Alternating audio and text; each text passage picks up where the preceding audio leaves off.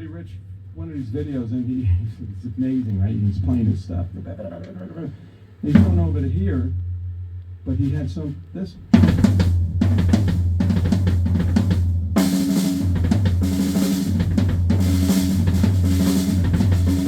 Something like that.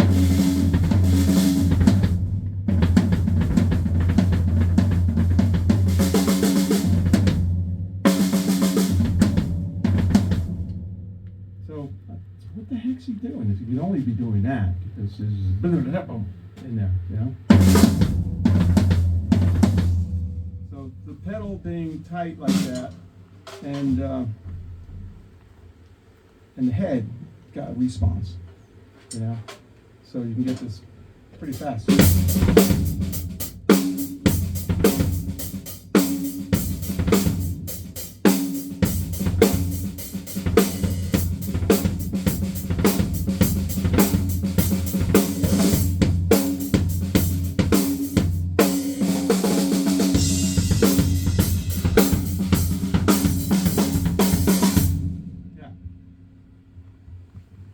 Sounds faster than it is. Thank you, anyway. Vinny, I have a question. No, I'm sorry. Question period's over. What's your question? Could you explain to some of the younger students here what is the benefit of actually studying a drum book versus just fingering through it? Good question. Just like I said before, you can play the music.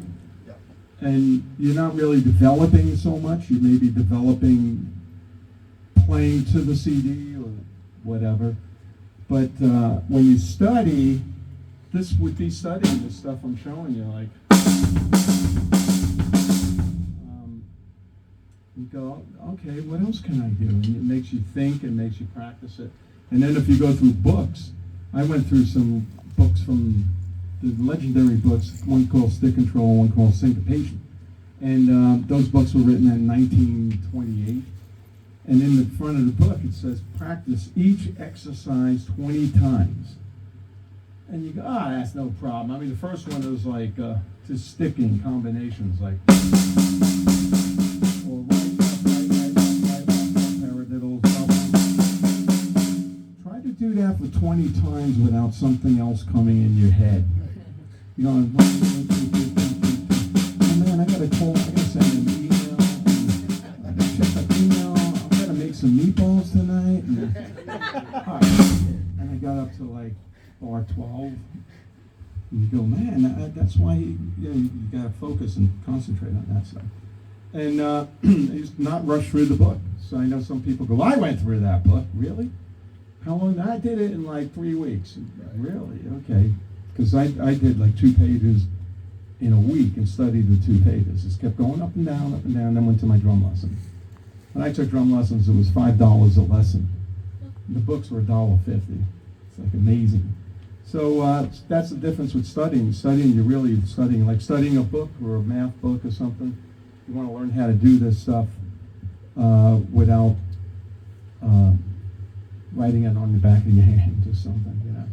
So that's studying is the way to go. And then you go and kick ass with the band, you know. You play your stuff. Then when you go play with the band, you got some licks. I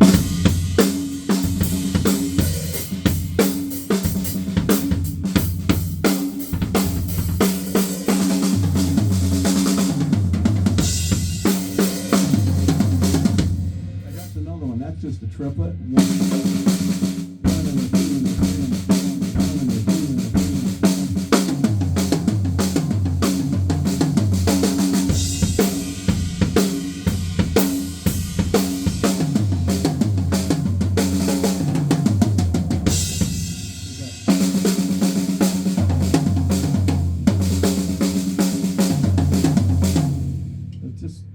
Things and try them, then you go, I like that, and get it down so you don't have to think about it.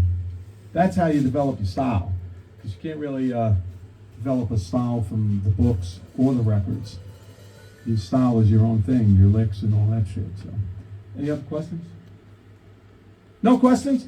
I must tell you, about 3 weeks ago, I went into my great nephew's kindergarten class with a little set of drums. set the drums up, 29 kindergartens. And what are you guys doing? And, I mean, I was like, what? I said, I can't hear you. And they go, ah. Holy shit, these kids are unbelievable. And then I played a little bit, and then I said, there were any questions? All of them had a question. I said, I do this with adults, and everybody's scared to go. You know, it's so funny. And then we got them, they all had a question, and I had to stop them. And then I took out a box of Lucky Charms. They're magically delicious. But I usually, when I go to the supermarket, I'll grab a box and I'll be going.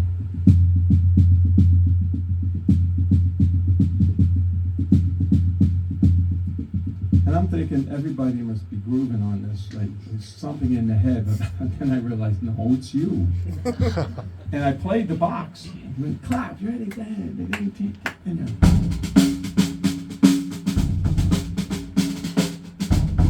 And they loved it, you know?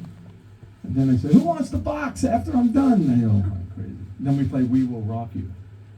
Got one side of the room going, but it was a concrete floor, so this didn't work. Couldn't hear it. No, that doesn't work. So we just had them clap, boom, boom, psh, the other side of the room, boom, bah, boom, boom, bah. Then I had the song on the phone to an amp, and I played it. Now we're all gonna play it together. And these kids are unbelievable. But it was so funny when I asked, anybody got a question? They go, you know, it's too bad because the first question, we were giving away this drum set. You want to hear some music? I got a question. I'm sorry, questions are over. Go ahead. Is it true that you turned down Black Sabbath the first time they asked you to play with them? I'm sorry, what was that? Did you turn down Black Sabbath the first time they asked you? No, it was Ozzy. Right. Oh, would I? No, you did. No, that was I turned down Ozzy's offer. Oh, Ozzy's band. Ozzy's. It's like that show Deal or No Deal. No, only because I asked my brother, I said, I got this offer to play with Ozzy, you know. Is he crazy? And my brother said, yeah, he's crazy. Last time we were at the Rainbow Bar and Grill on Hollywood and Sunset Boulevard, famous rock club. And my brother and Ozzy are sitting there because he knows them from years ago, from the 70s. And they're having spaghetti. Some fan comes over and starts talking to my brother, so he's this way. And he finishes and he turns on, and Ozzy's sleeping in the spaghetti. His face is in the spaghetti. It's okay.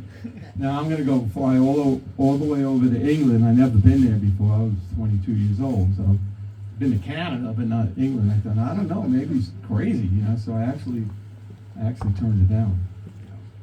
But I don't know. I might have been in that plane that killed Randy Rhoads. You know, back then when you're young, you go, yeah, you want to go fly around the buses? Yeah. Let's get in the plane, and then, you know, that was so sad.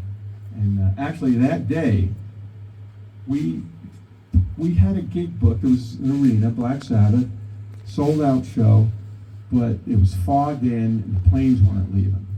It's like, oh shit, what do we do? So they chartered a plane with us on it and the tour manager, 6 seats, propeller. Okay, whatever. I figure if I die, I'm going to die with these legends, right? So we took off. It was 2 hours in this plane, like one of these, you know. Holy shit, this is ridiculous. And then we landed after 2 hours, a little over 2 hours, and the sky was, you know, just bad weather. Pretty much kissed the ground. Yeah, it was scary.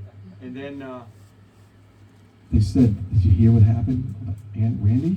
No, what happened? Plane crash. What? On the day we did this? It's like weird, you know. So I knew Randy from when he played Quiet Riot in L.A., you know, before he was known and amazing. So, yeah. What was your favorite song to play? Song? Yeah. I like playing War Pigs. Really? You know, I love playing War Pigs. It's fun. And we changed it around a little bit, played some other things. But I called Ozzy because I play it with my band. We played last night at the Golden Record. I could think of all the Golden Nugget. No. The Golden the Golden Shower. Golden Goose. Oops. So we play it in the set. So I called Ozzy. I said, "Hey, Ozzy, is it okay if we play War Pigs?" You know what he said? I said, "Okay. I'll take that as a yes." I played with Ozzy. I was the only drummer to play with Black Sabbath original, other than Bill Ward, because Bill had a medical problem, and they brought me in, okay, because I've already played with Tony and Geezer, and we played with Ozzy, and I thought, this is cool. I'm sitting back there, I'm going, there's Ozzy. I see everybody's asses, because I'm sitting there. There's Ozzy, Tony, Geezer. This is pretty cool. You know, that was good. I mean, of course, it was with Ronnie James Dio, too. That was pretty cool, too. And Ozzy he'd come over and throw water on me when I'm playing, and then he'd go, oh, shit. He did it twice, and then the next morning in the hotel, Sharon Osbourne comes up and goes, "Is everything okay, Vinny? Is everything all right?" I go, "Yeah, but he keeps throwing water on me." He did. That was the end of the water. No more water. Yeah, she's the boss. So your style is pretty distinctive. So were there a lot of songs that Dio wrote that was based on your drum groove that the riffs were written? Or? No, you know what? We recorded the album Holy Diver, and we went into a studio in LA called Sound City. It's in the Valley, actually. And we had a rehearsal room here, and then the parking lot, there were a couple of rehearsal rooms in the studio. So we went in there and just jammed most of that stuff and wrote it together. Even though the songwriting sometimes went to Ronnie, that's called musical politics. So anybody trying to get in the music business, the money's in the songwriting. You know, because the songwriting, if you get a hit record, you got 40 years worth of royalties, easy, or more. And that's where the money is. You know, now bands go out and play. Nobody sells a lot of records anymore. You know, even the big bands, they put out a record and they sell, but not the millions and millions of records that sold in the 80s. So that's why they sell merch, you know, at the shows. Actually, we got some merch back there if you guys want to buy some merch. That's another thing. You got to take care of business, right?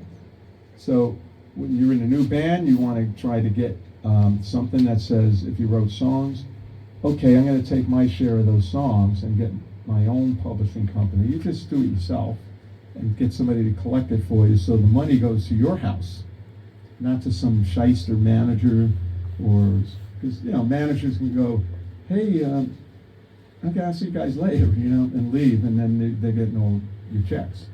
So you want to be business smart. So that's the way we wrote those songs. And but it's Ronnie's band, you know, because there's a song called We Rock. You know that song. Yeah. I'm sorry to say Ronnie can't play guitar like that. Vivian Campbell. And we started jamming on it, you know. But, you know, it's his band, and whatever, you know, he was in charge. But we got shares of things, too. And I got shares of Rainbow in the Dark. They just used it a couple of years ago in the Thor 4 movie. And that thing gets requested all the time to use it in movies and TV things. It was in Bad Teacher. It was in a number of movies. And some of these movies pay good chunks of it in advance. So that's why if you do write songs in a new band, you got to get that ownership, you know? So that was your business lesson. And I love Ronnie, of course, but there's just the way it works, you know? And it was he's been past 14 years already the other day. It's like, wow. You know, we were like brothers, you know. But managers get involved too, so keep your eyes open. All right, so any more questions? Yeah. A little deeper into the discography, the music you did with. Wait a minute, I can't hear you. Can you tell me what he's saying? Sure. The stuff that you did for John Lennon. Oh, John Lennon, yeah. Did you actually work with him, or was it something that was presented to you and here, can you come up with? Well, I'll tell you what happened. I had a band in Brooklyn, right? I was a 16 years old, was going to high school. And we had 4 horn players, and we only did a couple of gigs, but Jimmy Iovine, who produced Everybody in the World and Beats Audio and Interscope Records, he was a friend of the guitar player, and he took care of us. He took us up to the Record Plant Studios in New York, said, I'll produce some songs, because you guys are really good.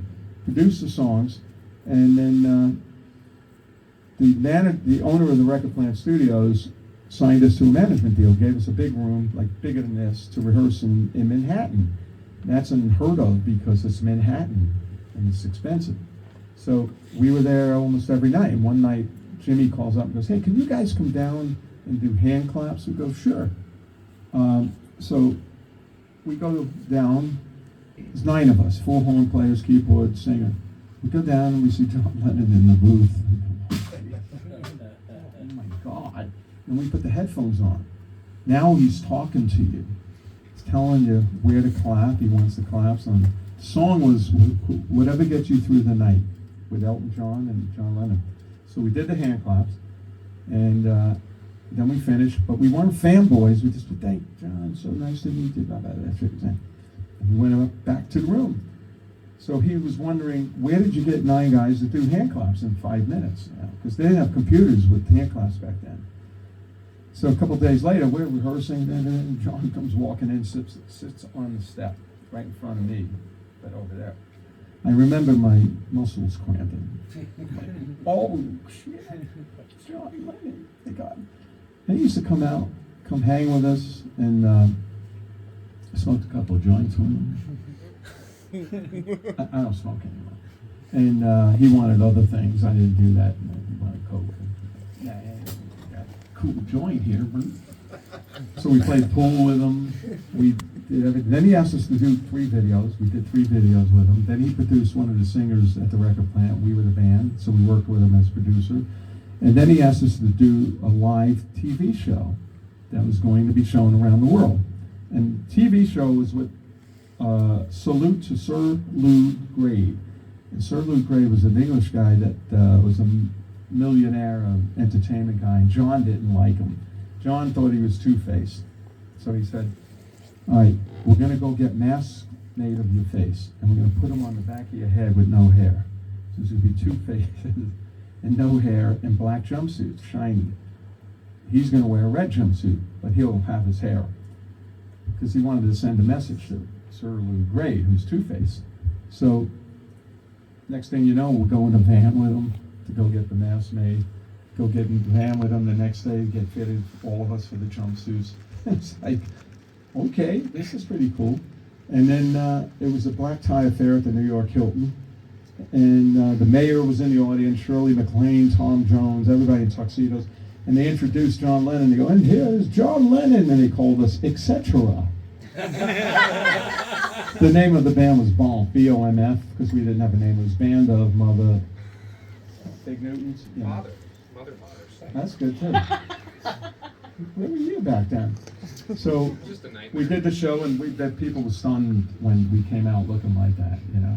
And then I find out later, not long ago, that was his last live appearance. So it was like, I played his last live performance. I mean, I was 16 years old. I used to go back to school the next day, in the high school, you know, and I'd be on the desk drumming, teacher's trying to teach whatever she's trying to teach, and she's trying to, wait a minute, who's that drumming? Vincent, stop that drumming. And I stood up and I said, the only thing that came to my mind was, did anyone else in this room play with one of the Beatles last night? I'm out of here. That was, I don't know what grade that was, but I quit school. I got the GED and all that stuff later on. Because with Black Sabbath, I had to have a high school diploma.